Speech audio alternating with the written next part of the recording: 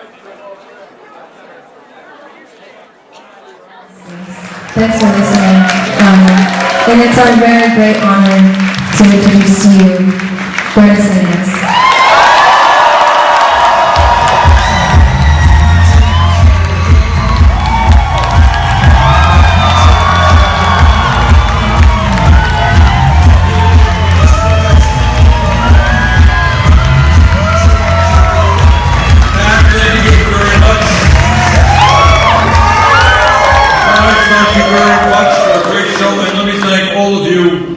For coming out tonight.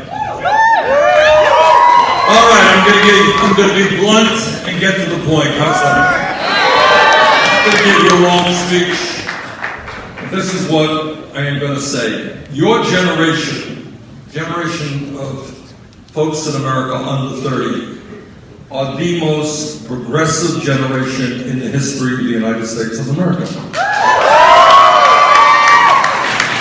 Your generation has been leading this country in the fight against sexism, in the fight against racism, in the fight against homophobia, in the fight against religious bigotry.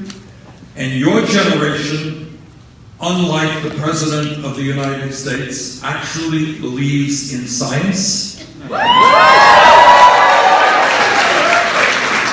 You know that climate change is real and that we have got to transform our energy system away from fossil fuel to sustainable energy and energy efficiency.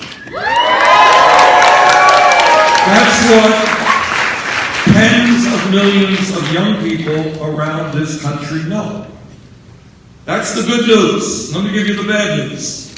Bad news is it doesn't matter what you know or what you believe if you are not involved in the political process.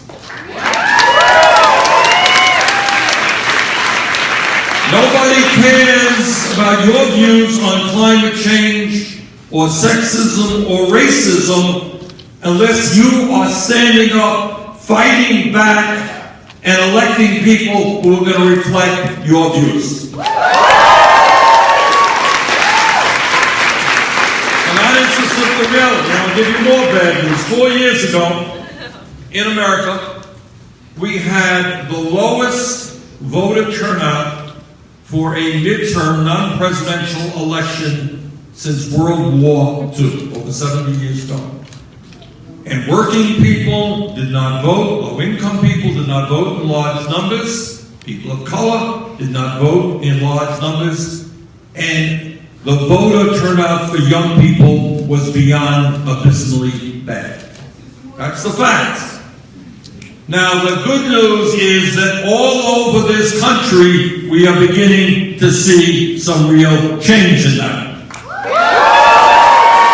And in fact, from what I understand, among early voting, voter turnout among young people has doubled compared to 4 years ago. Well,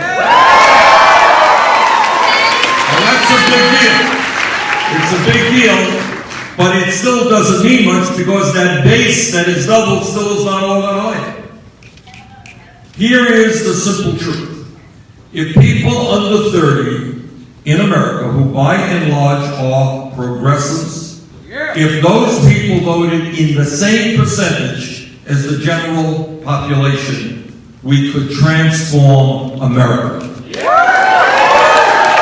what do you think? Let's do it! It ain't that hard. It really is not. You guys are studying hard. You're doing exams. Voting is a lot easier. Now walk down there, you fill out a form, takes you 5 minutes, and you have voted. And let's get into the habit. You know, everybody's a big Red Sox fan or a Celtics fan, all right. We all have the sports culture. Truth is, a political culture is more important. So I don't want to be overly dramatic. I don't want to be overly dramatic. Just that the future of the country and the world depend upon you. Other than that, not an issue. All right? You are the future. All right? Now, what we are dealing with in this election is something that is unprecedented in the sense that we are dealing with a president who is a pathological liar, a president who is a racist, a sexist, a religious bigot, a xenophobe, and ignorant about science. Other than that, I think he's doing a pretty good job. Right? That is who we are dealing with right now. We are dealing with a Republican leadership in the House and the Senate who came within one vote of throwing 32 million people off the health care that they have. We are dealing with a Congress that did vote in the midst of massive income and wealth inequality to give 83% of the tax reform benefits to the top 1%. We are dealing with a president who introduced a budget that would cut Medicaid by $1 trillion over 10 years. That is health care for children, lower income people. Cut Medicare, health care for the elderly, by $500 billion. Cut the Social Security Disability Fund by $72 billion. Cut Pell Grants, cut education, cut environmental protection. That is what we are dealing with in Congress right now. And our job is to stand up, is to fight back, and demand an agenda that works for all of the people, not just wealthy campaign contributors.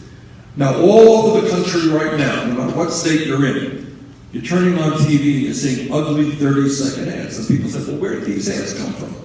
These ads, by and large, come from a tiny handful of billionaires, people who are spending hundreds of millions of dollars in order to elect candidates who represent the wealthy and the powerful.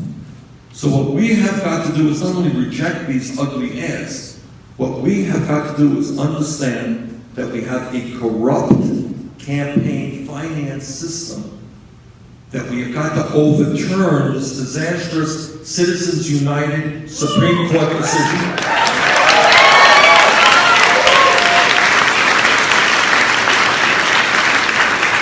And then we have to move toward public funding of elections. Now, what does that mean? It means that we have got to revitalize American democracy. That instead of having 36% of the people vote, as was the case 4 years ago, we need to move to 70 or 80% of people voting. And then we have to not only take on Trump and his bigotry, we also need an agenda that makes sense to working people. Now, what does that mean? Number one, please never forget that you live in the wealthiest country in the history of the world. All right? And when you live in the wealthiest country in the history of the world, we should not have the highest rate of childhood poverty of almost any major country on earth.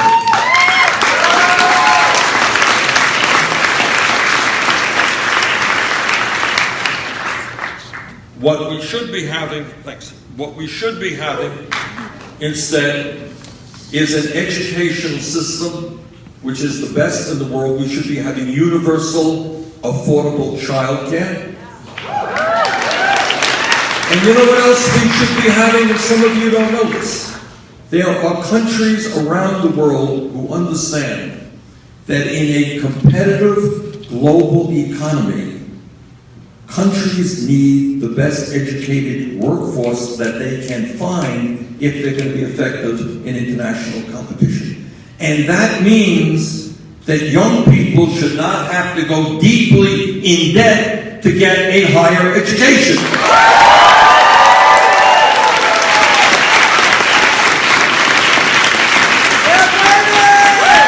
This is not a radical idea. Does anybody here know two things? Anybody here know what the cost of higher education is in Germany? Zero. That's right.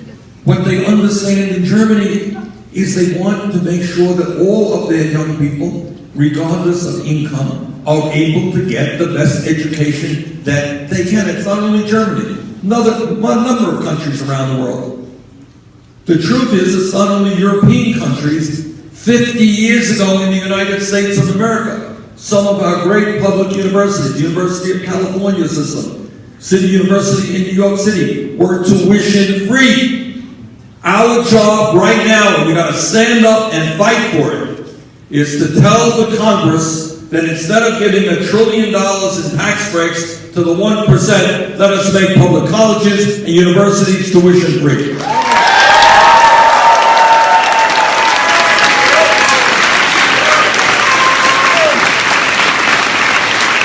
How many of you guys are going to end up with student debt when you leave school? You're not cheering that, are you really? And I have talked to people all over this country, in Vermont, all over this country, 50,000, 100,000, go to medical school, $300,000, $400,000. All right? Frankly, that is insane. All right? So what we have to do right now, immediately, is move to making public colleges and universities tuition free, and also lowering student debt in a very substantial way. Yes! Now we can do it. We can do it. If you guys are determined to make it happen, we can make it happen. Now the other thing we have to do is that to understand that we have an economy now that while unemployment is reasonably low, the truth is that many, many millions of American workers are working at wages that are not allowing them to provide adequately for their families. What we have got to say right now is that the $7.25 minimum wage in Washington is a starvation wage, that in America, if you work 40 hours a week, you deserve a living wage, which is $15 an hour. By the way, I'd like to see our governor in Montpelier sign the legislation passed by the 15 bucks. And there is another issue. Right? Let me see if you know the answer to this one. You guys are smart, but see if you know the answer to this one. How many major countries on earth do not guarantee health care to all people as a right? Anyone know? One country. You're living in it. All right? So you go 50 miles north into Canada. When people get sick, they don't have to worry about whether they can afford to go to the doctor. They go to the doctor, they don't take out their wallet. And that is true in virtually every other major country on earth. Our job is to end the embarrassment of being the only country where we have 30 million people uninsured, even more underinsured, and we pay the highest prices in the world for prescription drugs. What we have got to do, and we are making great momentum in this direction, we have got to pass a Medicare for all single-payer system.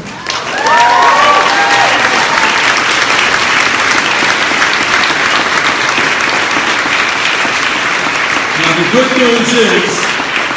good news is that on all of these issues, climate change, making public colleges and universities tuition-free, raising the minimum wage, health care for all, by significant majorities, that is what the American people want. And the American people also understand that it is a woman, not the government, who should be controlling her own body.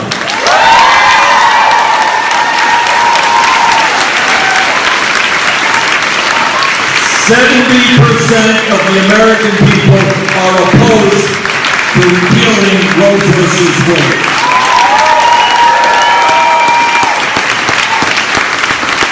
And the American people also understand that at a time when every week we are seeing another mass shooting, that now is the time to pass legislation which establishes common sense gun safety legislation.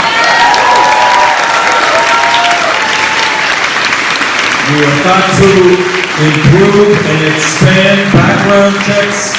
We've got to do away with the gun show loophole. We've got to do away with the so-called straw man provision. And in my view, we've got to ban the sale and distribution of assault weapons in this country.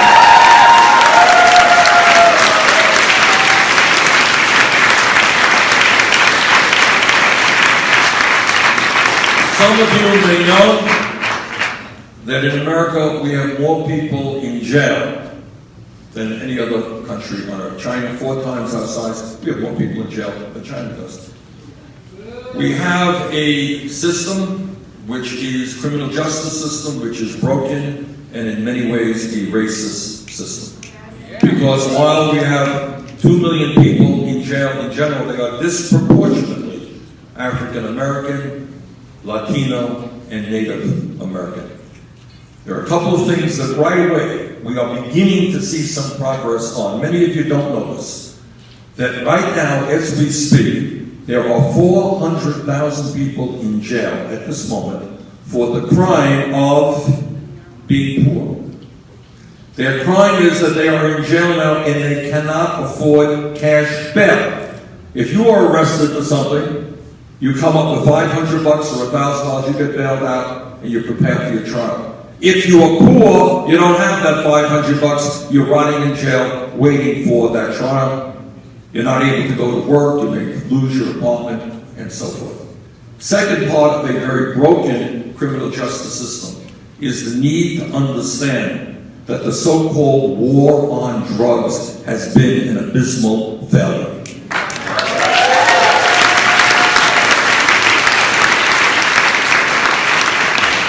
Over the years, millions of people in this country have received police records because they were caught with marijuana. Okay. Now, the good news is that states like Vermont, like Colorado, other states around this country are moving forward to either legalize the possession of marijuana or decriminalize marijuana. And in fact, some states and communities are now beginning to expunge the records of people who have police records for them.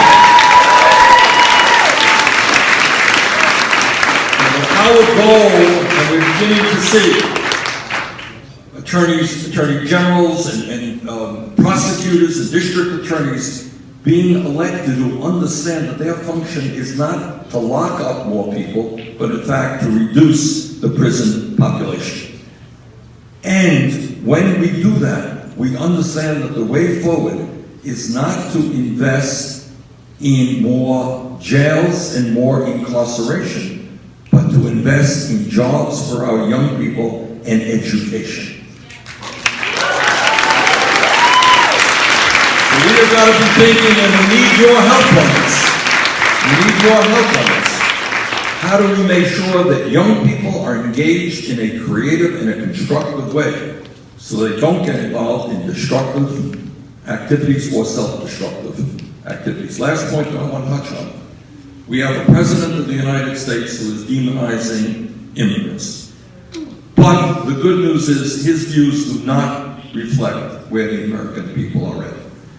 Last poll that I saw had 80% of the American people holding the view that we should provide legal status to the 1.8 million people who are in the DACA program or eligible for DACA.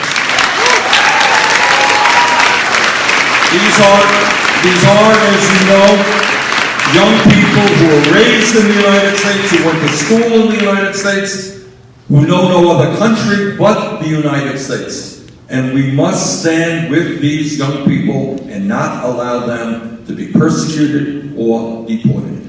And the other thing we need to do in terms of immigration, instead of beating up on immigrants, is we need to move toward comprehensive immigration reform and a path toward citizenship.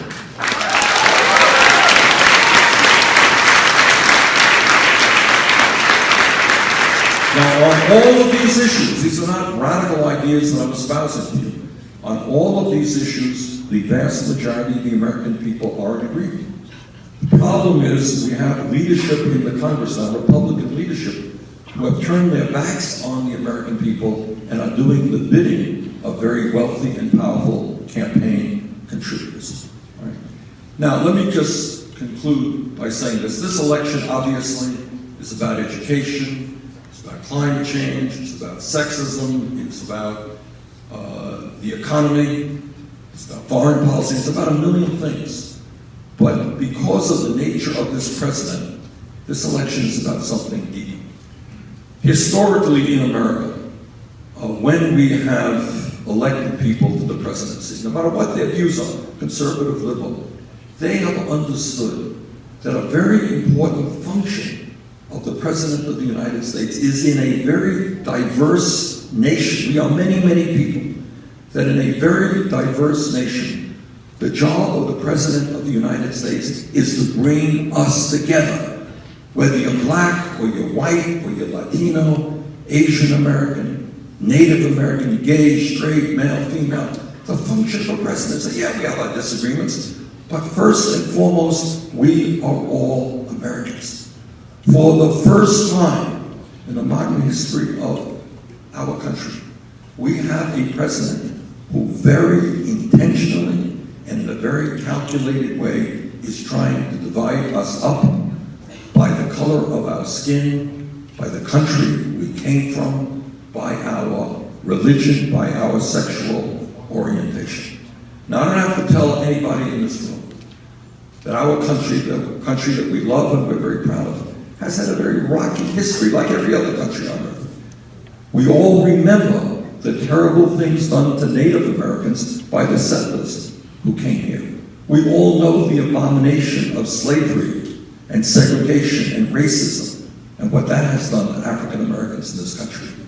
We all know that 100 years ago, women in America did not have the right to vote. They did not attend the University of Vermont. They did not have the opportunity to go out and get the jobs that they wanted. If there was divorce, they lost their property. That was just 100 years ago. We all know that our gay brothers and sisters were persecuted and humiliated and had to suppress their sexuality with great pain. We all know about religious discrimination, that in this city of Burlington, less than 100 years ago, a lot of discrimination against Catholics and French Canadians who came down here. Discrimination against Italians and the Irish and the Jews, you name it. Discrimination against the Asians. That is part of our history which cannot be denied. But there is another part of our history, and that is throughout the entire history of our country. There have been incredibly brave people who have stood up and risked their lives and sometimes died in opposition to that discrimination, opposition to that racism and sexism and homophobia and xenophobia. And today we have a president who wants to take us backward, who wants to increase the amount of hatred and discrimination that exists in our country.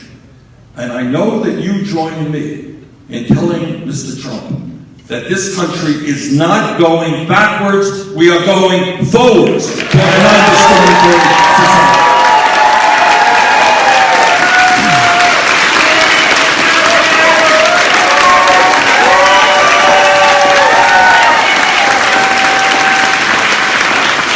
Now, I don't want to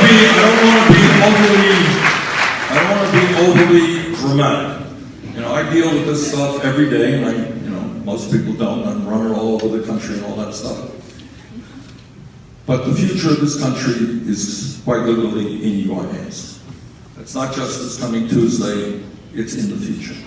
If your generation stands up and is prepared to fight for what I know you believe, which is economic justice and social justice and racial justice and environmental justice, if you are prepared to stand up and fight in every way that you can, your generation can help us transform this country in a very fundamental way and create a nation that does not have leadership which denies climate change, but is leading the world in transforming our energy system and taking on the fossil fuel industry.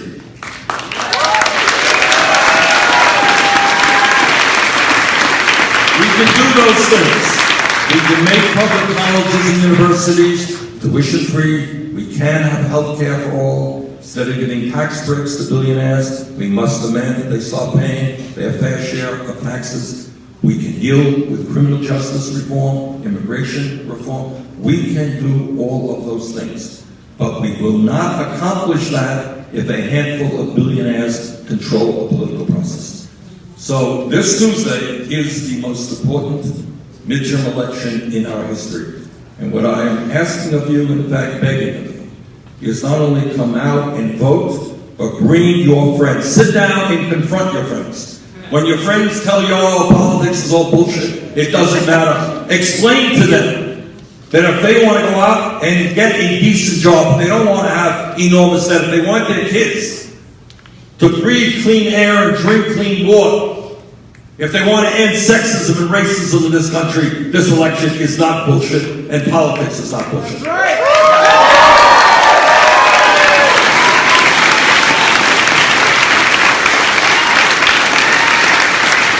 So this is it. This is it. We're working hard to make a political revolution in this country. We're having some success. But the future of this country depends upon you and millions of other young people. Stand up, fight back, and let's create the nation that we know we can become. Thank you all very much.